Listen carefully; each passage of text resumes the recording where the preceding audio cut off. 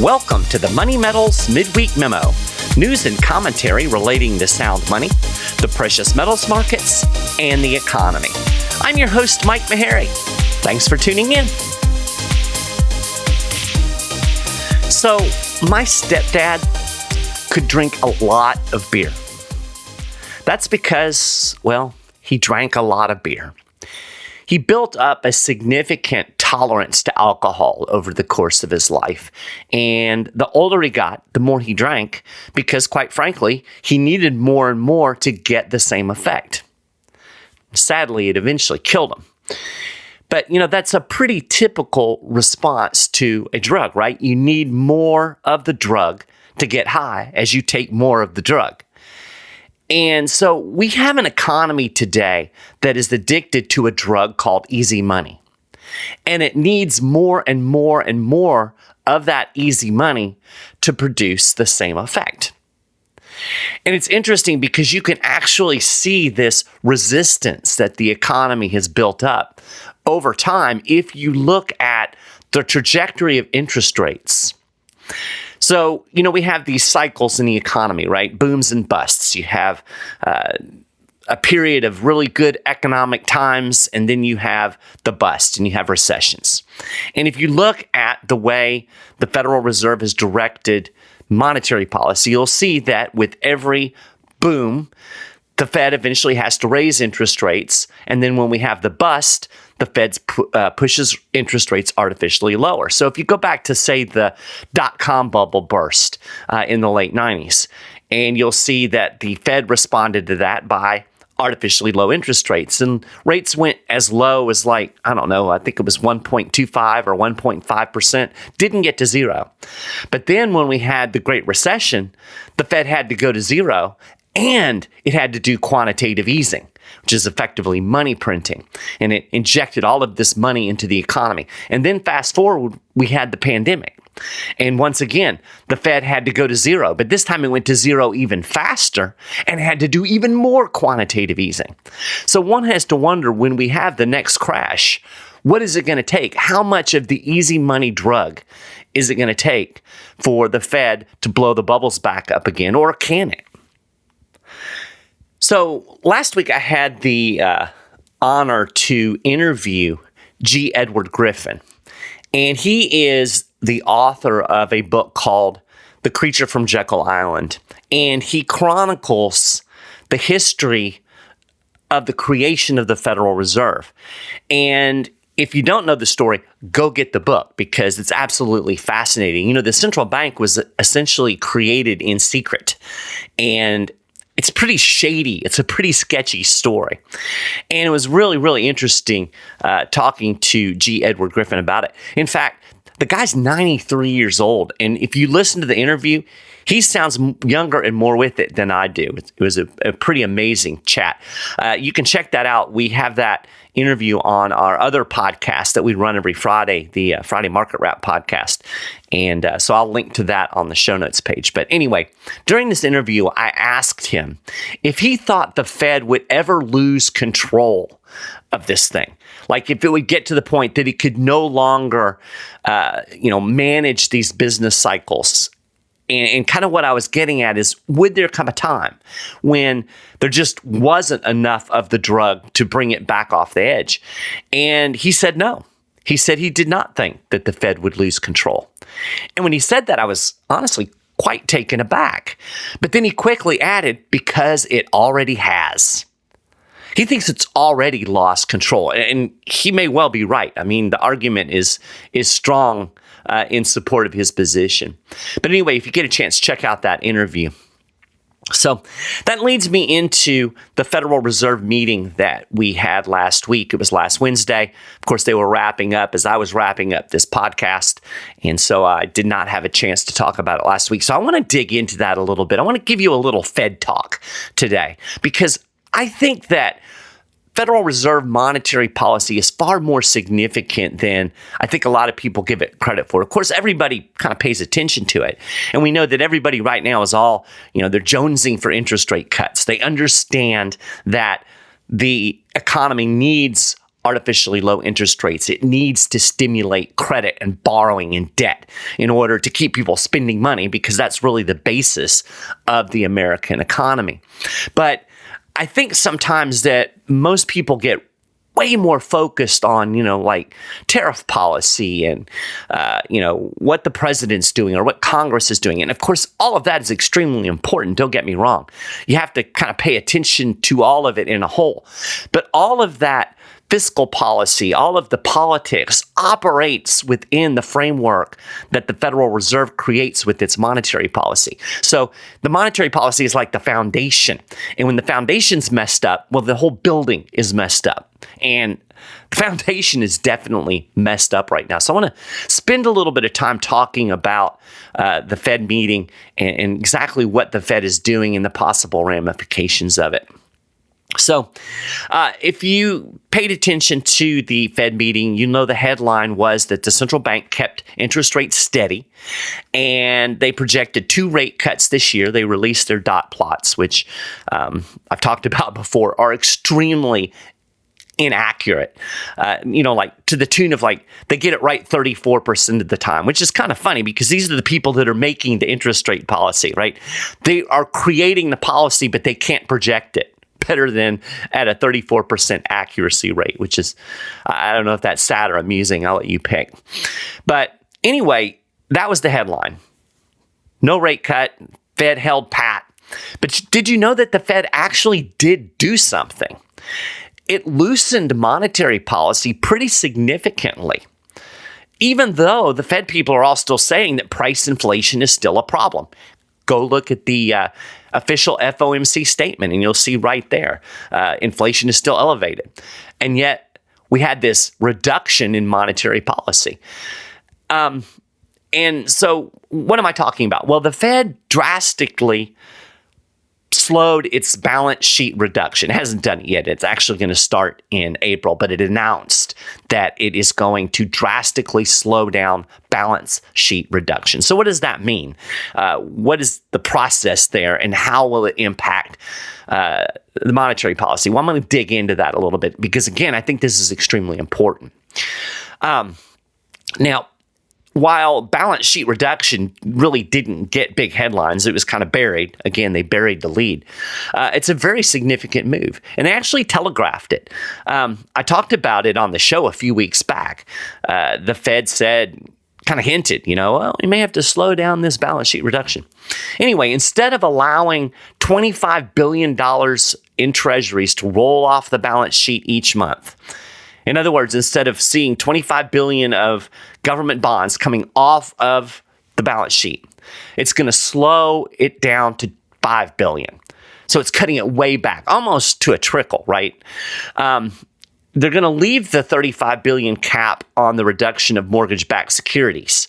But quite frankly, the Fed has never really hit that level. They've rolled off the mortgage-backed securities much more slowly than the treasuries. But now they're basically going to slow that down to a crawl. This is a significant loosening of monetary policy. And, I would argue that it is more significant than any 0.25% rate cut that they might have imposed. It's a big deal. As one analyst told CNBC, the Fed indirectly cut rates by taking action to reduce the pace of runoff of its treasury holdings. So in effect, it's almost as if it lowered interest rates without telling anybody it lowered interest rates, right? It's kind of a stealthy move. So I'm going to reiterate some things because I'm going to walk through this. What am I talking about? What is the balance sheet? Why does it matter? How does it impact monetary policy? And I've talked about all of this stuff on the show before, but I'm going to reiterate these points because, again, I think it's extremely important to get this. This is the framework. This is the foundation upon which the economy is operating. So, the balance sheet basically serves as a direct pipeline to the money supply. So what's a balance sheet? Well, it's just, it tells you what assets the Federal Reserve holds and how those assets are mixed. So on the balance sheet, it has cash, it has mortgage-backed securities, it has treasuries, it has all of these things that the Federal Reserve owns. It's assets. It's just like your balance sheet. You have a car, you have a house, that's all on your balance sheet. That's what the balance sheet is. But the balance sheet is actually a more significant and a cruder monetary policy tool than interest rates. When the Fed buys assets, when it buys treasury bonds, when it buys mortgage-backed securities, it does so with money created out of thin air. So, in effect, what it does is it writes a check. The money did not exist until the moment that check was written. And then it sends that check to a bank or another financial institution, and it buys those assets. The assets go on the balance sheet. This new money gets injected into the financial system through the bank, and then ultimately it finds its way into the broader economy. So this is process. When we talk about quantitative easing, that's exactly what this is. It is buying bonds with money created out of thin air. It serves to stimulate money creation, right? Easy money. And it adds these bonds and these assets to the balance sheet. So that's what I mean by it is a direct pipeline. It is literally pumping money into the banking system, which then goes into the economy. Just how much of this process has the Fed done? Well, let me give you a little bit of perspective. If we go back before the 2008 financial crisis and the Great Recession, the balance sheet was just over $900 billion. By the end of the pandemic era, it stood at just under $9 trillion. In other words, the Federal Reserve pumped over $8 trillion into the economy in 14 years just through quantitative easing. And of course, that was on top of the money created by bank lending that was incentivized by artificially low interest rates. You see, interest rates artificially low, that's also a money creation tool because banks can loan out more money than they hold in reserve. So in effect, when a bank makes a loan, it only has to back it by, say, 10%. So it is literally creating money out of thin air as well. The balance sheet is actually kind of a cruder. It's like a pipe, right? The interest rates, you could look at that as a small hose, and then the balance sheet is a pipe.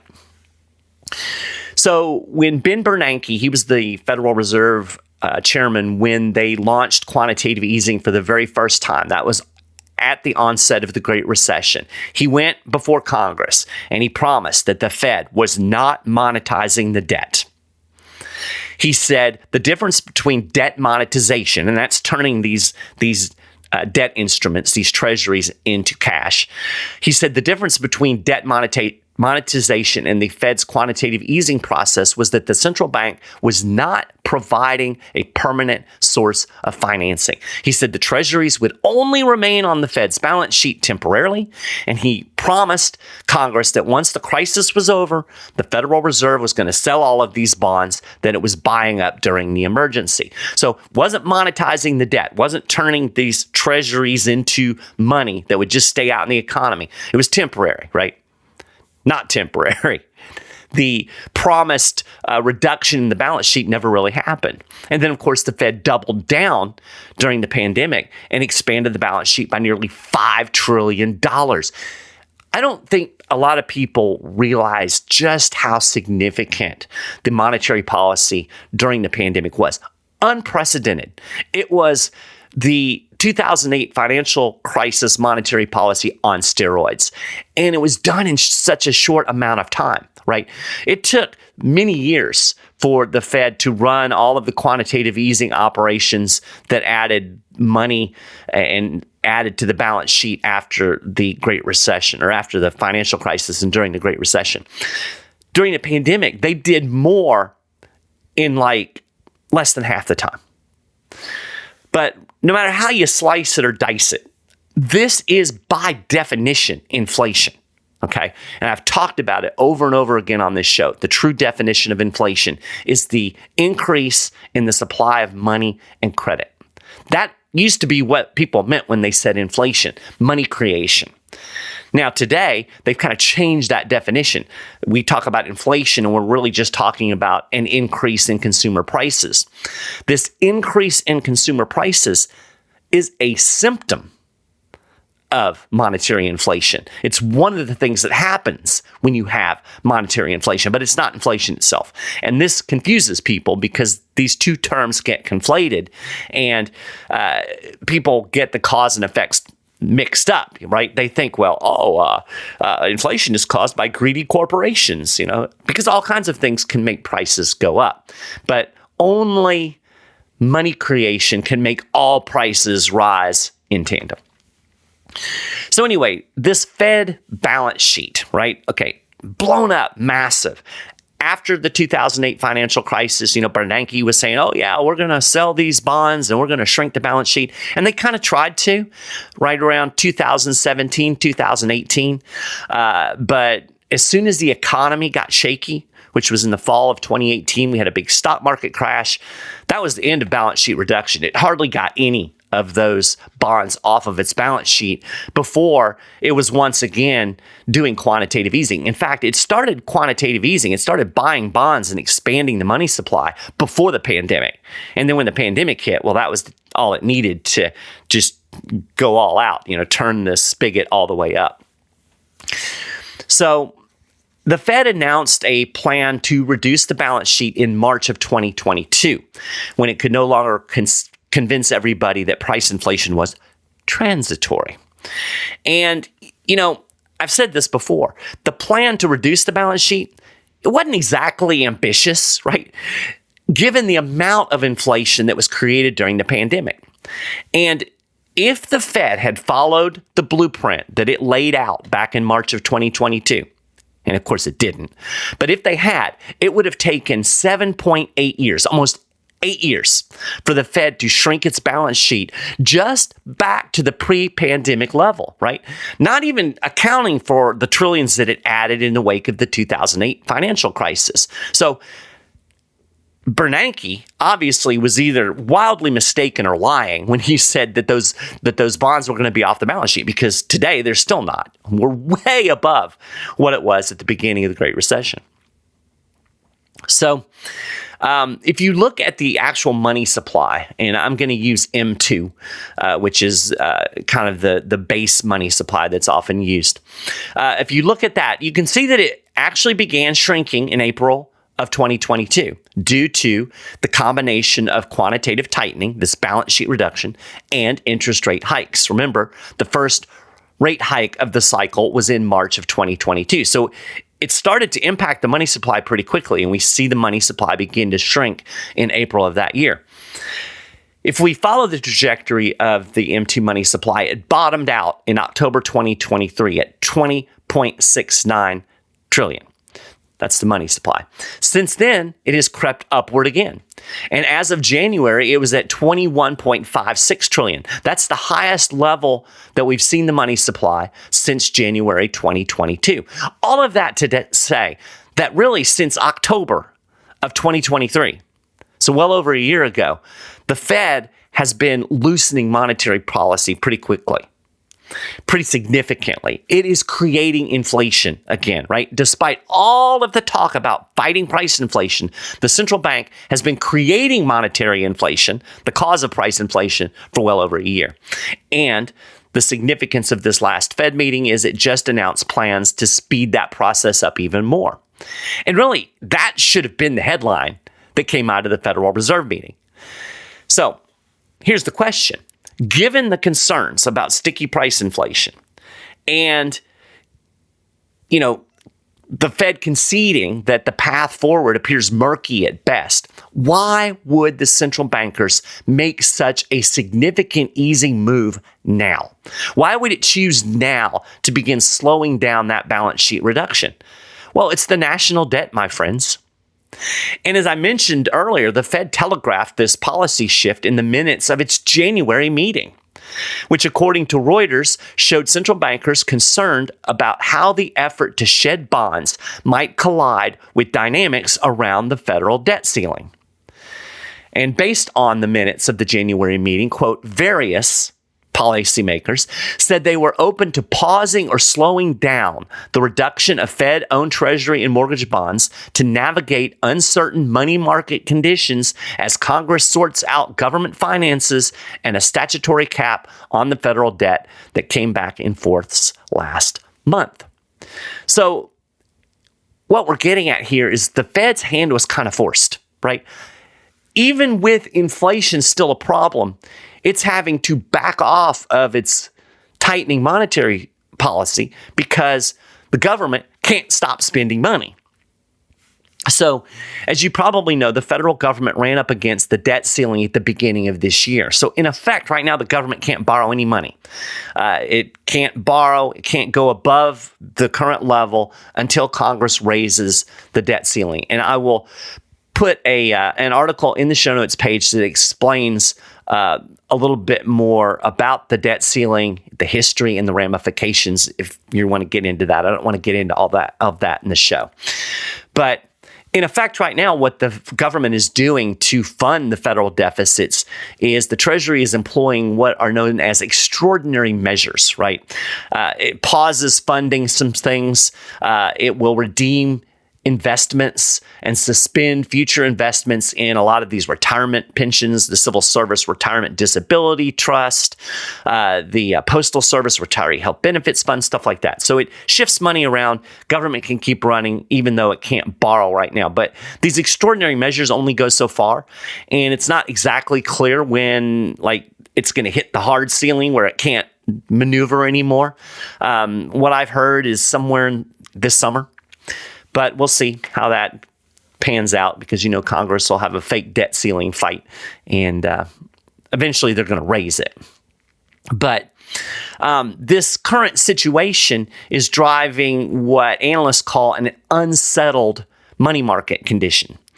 And according to Reuters, quote, this increases the risk that the Fed could go too far with liquidity withdrawals, in other words, pulling money out of the economy, something central bank officials do not want. In other words, we can't get too much inflation out of the economy. And Reuters said that would open the shift or open the door to a shift in the quantitative tightening process. And here we are. It's a done deal. The Fed has followed through. We are not shrinking the balance sheet nearly as quickly. And if I were a betting man, I would say within the next 6 months, we will not be shedding treasuries off the balance sheet at all. So really what's going on here is the Federal Reserve is trying to have its cake and eat it too. On the one hand, it held interest rates steady and said all the right things about inflation worries. And on the other hand, it just loosened monetary policy significantly. It's doing opposite things at the same time and saying opposite things. And this further underscores this catch-22 facing the Federal Reserve that I've been talking about for a couple of months now. It simultaneously needs to hold interest rates higher for longer to rein in the price inflation, and it needs to cut rates due to the excessive levels of debt and malinvestments in the economy. And, part of that debt equation is the national debt, which is directly why the Fed is wary of of continuing to shed these treasuries from its balance sheet. And, you can see the problem. You can see the catch-22. It cannot loosen monetary policy and tighten monetary policy at the same time. Two opposite things can't be done. So, I've said this before. The Fed is basically balanced on a tightrope, and the question is, which way is it going to fall? Now, when things do go to crap, and I think we're heading quickly down that path, Jerome Powell has already started to set up a scapegoat. And he worked to set this up during his post-meeting press conference, and that is tariffs.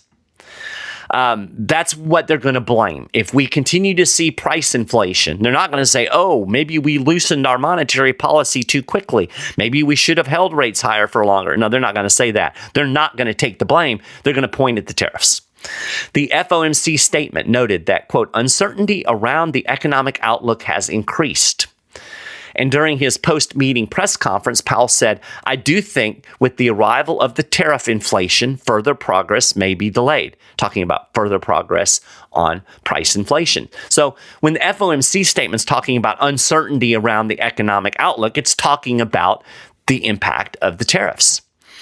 And Powell also claimed that a, quote, good part of the central bank's higher inflation expectation comes from tariffs. Doesn't come from the fact that they've loosened monetary policy. Doesn't come from the fact that they injected $8 trillion into the economy in 2 decades. No, it's tariffs, right? It's always somebody else's fault, right? Greedy corporations, Putin's price hikes, supply chain problems. The Fed never admits its role in creating inflation. Of course, why would it? It doesn't have to, and it doesn't want you to know this balancing act that it's making. They want you to believe that it's somebody else's fault, and it works because, again, we've conflated and confused the definitions of inflation and price inflation. And, the fundamental cause of price inflation is monetary policy. I've already said this. I've explained this over and over again. It is true.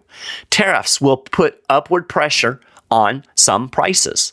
In fact, it will probably put upward pressure on a lot of prices.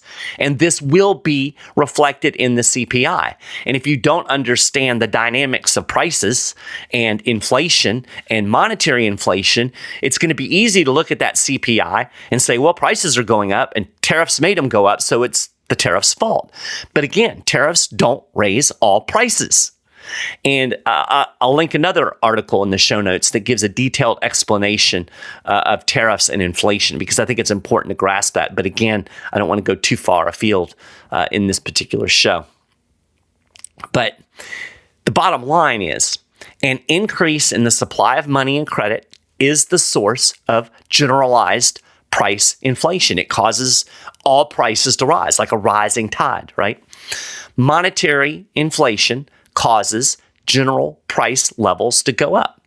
So price inflation is a symptom of monetary inflation. Really want to drive that point home. So given that the central bank never did enough to unwind the massive amount of monetary inflation it created in the wake of the 2008 financial crisis and during the pandemic, it needs a convenient scapegoat when price inflation remains above the mythical target. And here you go, tariffs. So Powell also talked about the economy during the FOMC meeting, and Jerome Powell does not think you should be worried about a recession. So if history is any indication, you should probably be worried about a recession. If you listen to the messaging coming out of the Fed and coming out of Powell's press conference, you would get the impression the economy is rip-roaring along. You don't get the sense that I get when I look at a lot of the data that's coming out and a lot of the analysis that's out there where people are starting to worry about a recession. Not the Fed people, or at least they're not admitting it. Powell called the economy strong overall, and he brushed aside rising concerns about a recession, saying, quote, "We don't make such a forecast." But of course, everybody's not quite so convinced, right? Recession worries have swelled over the last month as the trade war kicked off in earnest. The Atlanta Fed has a GDP now forecast where they kind of project what they think the GDP is going to be in the current quarter. And in late February, they were predicting a 2.3% growth rate.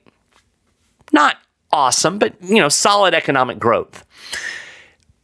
First week of March, it plunged to minus 2.8%.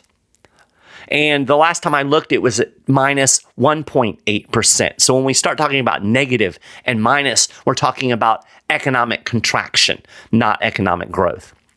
So that's what the GDP now forecast is. But Jerome Powell says, don't worry. So, worry. But anyway, despite Powell's sanguine talking points, the Fed also lowered its growth forecast to a 1.7% pace. That's for this entire year. And that's down 0.4 percentage points from what it was projecting in December. So even the Fed, they're saying the economy is strong, but they're even ratcheting down growth expectations. Now, granted, that's nowhere near a recession. So, Powell's not being disingenuous when he says he's not worried about a recession. Apparently, the Fed's data is that we're not going to have one. But when you see them lowering their projections like this, it does indicate that the central bankers aren't quite as optimistic as Powell made it sound. And of course, if you follow the Fed and you listen to Fed talk and you kind of watch how these folks operate, you know that they like to manage expectations, right? They like to telegraph things. If they're worried about something, they'll trickle the worry out over time, right? They'll lower the forecast a little at a time, so they don't want to spook anybody. That's just how the Fed operates. So when you see them lowering growth forecasts, it means they're really worried about economic growth. They don't tell you publicly what they're saying behind closed doors. Regardless, the chairman of the Federal Reserve, again, he thinks the economy is going to be just fine. And since he's the chairman of the Federal Reserve, right, he's a renowned, one of the top economic policymakers in the entire world. Since he's not worried, we shouldn't be worried either, right? Our worry should be eased. Yeah, maybe not. Let me take you back to early 2007. If we go back to that time period, it was becoming hard to ignore the cracks forming in the subprime mortgage market. Now, if you were young back in 2007, 2008, or if you just weren't paying attention, and you don't know the history, it's easy to think that, we were just rolling along, everything was cool, and then all of a sudden, in 2008, we had this financial crisis and this Great Recession. Well, this played out over quite a long time. And again, in 2007, there were signs. And there were some analysts out there who were starting to warn that there could be a bigger problem on the horizon. Ron Paul famously was talking about problems in the economy in 2006, 2007, caused by artificially low interest rates and too loose monetary policy after the dot-com bubble burst. So there were some people out there that were warning about it, but for the most part, everybody's like, everything's fine. At the time, the U.S. economy was still enjoying the boom that was created by the artificially low interest rates that were imposed after that dot-com bubble popped. And the central bank actually drove interest rates down to a low of 1%. That was in 2002. And at the time, that was the lowest level on record. We'd never had 0% interest rates at that point. 1%, that was extremely low. Everybody's like, whoa, this is wild. Credit was easy, money was flowing, and it was especially flowing into residential real estate. Now, in late 2005 and into 2006, the Fed started normalizing monetary policy to try to keep price inflation at bay. After all of this extraordinarily loose monetary policy, low interest rates, loose monetary policy, we were starting to see signs of price inflation. So the Fed did what it's supposed to do. It started raising interest rates, just like it did back in 2022 when they could no longer claim that inflation was transitory. And by June 2006, rates were at 5.25%. So if you kind of overlay that onto this period, right, we started seeing rate increases in 2022, and they peaked in 2023, right around, actually a little bit higher at 5.5%. So very similar trajectory. And back in 2006, rates stayed at that 5.25% level until the first rate cut, which was in September of 2007. So again, they had this rising of rates and then this holding them at that level for a while, and then they started to cut. But by April of 2008, rates were already down to 2%. But at this point, we still hadn't had the financial crisis, right? So it was the same scenario. They were seeing the inflation, so they raised interest rates, and they were like, well, maybe we went too far, and we've got these little problems over here in subprime, and there's some cracks in the economy, so we're gonna give the easy money back. And so they started lowering rates all the way down to 2% in 2008, that spring of 2008. So then fast forward to October of 2008, several months later, that's when Lehman Brothers failed and the financial crisis was on. So again, let's overlay the trajectory of this rate policy that led up to the Great Recession with the recent trajectory of rate policy. And to me, we're currently somewhere in late 2007 or early 2008. About the time you start worrying about a recession, a big crash, a financial crisis. And again, at that time, there were a few people that were warning about a looming subprime crisis and the possibility of a recession, but by and large, the mainstream insisted everything was fine. So, what was the Federal Reserve chairman saying about the economy at this time? Well, that was Ben Bernanke, as I've already mentioned, and he said there was nothing to be concerned about. Everything was fine. Sounded a lot like our boy Jerome Powell. And I went back and actually found some of these quotes. A New York Times report on Bernanke's testimony before a congressional committee in February 2007 was headlined, "Fed Chairman Projects Soft Landing for U.S. Economy." Huh, where have we heard that term before? Soft landing. Huh, sounds familiar, right? And, during that testimony, Bernanke said unemployment was likely to remain low over the next 2 years, even as inflation declined slightly. So, soft landing, Goldilocks scenario, everything's fine. Remember, this is February 2007. The New York Times reported that reported at the time that his comments suggested that he was, quote, comfortable with interest rates at the current level. And interestingly, last week, Jerome Powell said almost the exact same thing, saying he was comfortable with rates at the current level today. As for the economy more broadly, Bernanke said, quote, "It appears to be making a transition from the rapid rate of expansion experienced over the preceding several years to a more sustainable average pace of growth." Again, everything's fine. Looks great. 1 month later, former Federal Reserve Chairman Alan Greenspan suggested that the economic expansion that started back in 2001 with the onset of easy money might be running out of steam. Bernanke thought otherwise. He asserted that there was no recession on the horizon. Quote, "I would make a point. There seems to be a sense that the expansions die of old age. I don't think the evidence supports that, so everything's fine, right?" But what about the percolating subprime crisis that people were noticing? Bernanke insisted it was, quote, contained. Contained was a term that was used a lot back then, kind of like inflation is transitory was used a couple of years ago. Subprime was contained. Quote, "At this juncture, the impact on the broader economy and financial markets of the problems in the subprime markets seems likely to be contained." And then he doubled down in May of 2007, this time saying the subprime problem was, quote, limited. Quote, "Given the fundamental factors in place that should support the demand for housing, we believe the effect of the troubles in the subprime sector on the broader housing market will likely be limited." May 2007. Now, most of the mainstream media followed Bernanke's lead. In fact, most people insisted everything was fine as late as the summer of 2008.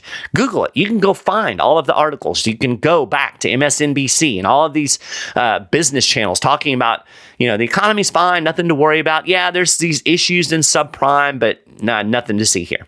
And of course, we all know how the story ends, right? Now, you've probably heard the saying, history doesn't repeat, but it often rhymes.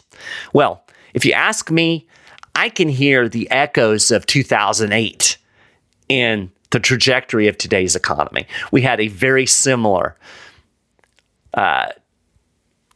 deluge of easy money after the dot-com bubble burst. Artificially low interest rates. We had a lot of bubbles that blew up because of this easy money. At that time, mostly in the housing markets. Today, we have an everything bubble, right? They've done the same thing. They've just done it bigger. So Powell had to raise rates to keep the lid on price inflation, just like Bernanke did in the early O's. The Fed started easing monetary policy, promising a soft landing, just like Bernanke promised in 2007. And we have the same kinds of people today telling us there's nothing to worry about as the ones telling us that we had nothing to worry about in 2006, 2007. So, maybe it's time to worry, right? That's all I'm getting at here. When the powers that be start wiggling and making claims that don't quite match up with what you're seeing with your own eyes, it's time to worry.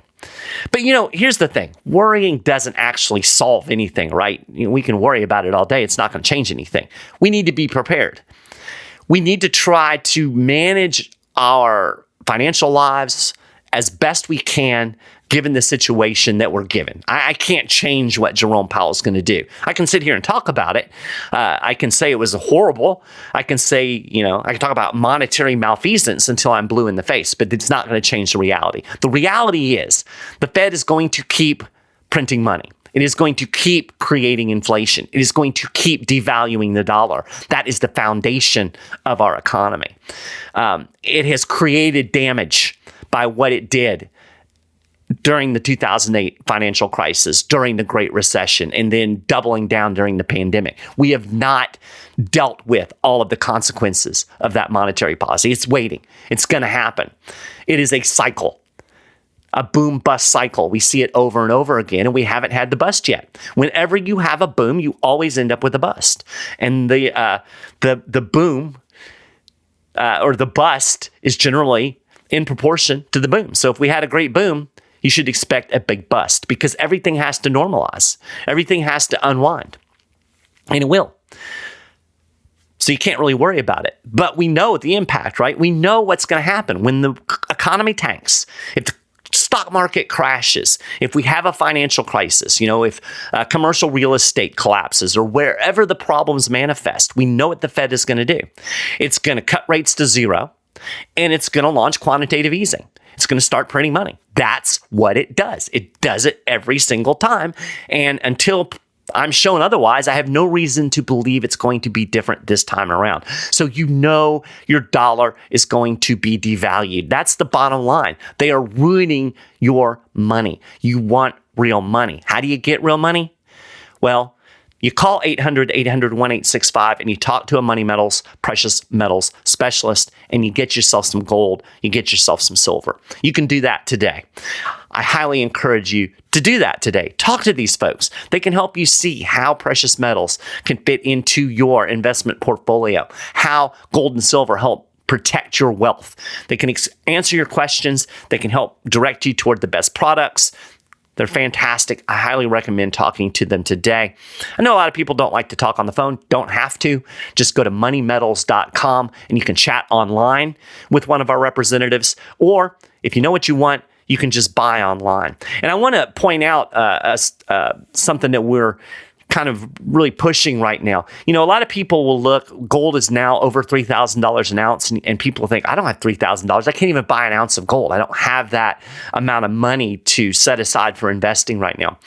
We have a monthly installment plan where you can accumulate gold and silver with as little as $100 a month, right? You can build that over time.